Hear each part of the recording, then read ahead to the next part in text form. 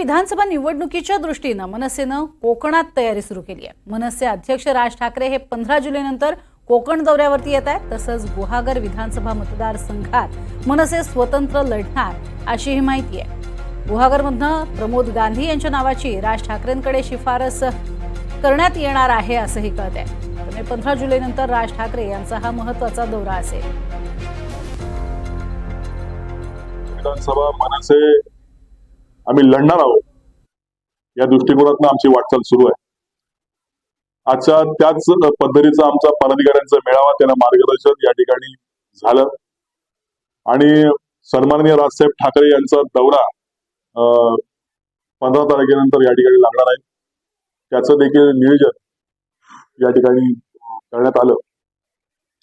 एकंदर गुहागर विधानसभा आम्ही ताकदीने लढवणार आहोत आणि या संदर्भात प्रमोदजी गांधींसारखा चेहरा या विधानसभेमध्ये उमेदवार म्हणून द्यावा अशी मागणी गुहागर तालुका, चिपळूण तालुका आणि खेड तालुका जे गुहागर विधानसभा मतदारसंघामध्ये येतात तिथल्या सगळ्याच पदाधिकाऱ्यांनी ती माझ्याकडे आज मांडलेली आहे आणि निश्चित या संदर्भात मी सन्माननीय राजसाहेब ठाकरे यांची भेट घेऊन हा इथला अहवाल मी सन्माननीय राजसाहेब ठाकरे यांच्याकडे पर्यंत देईन।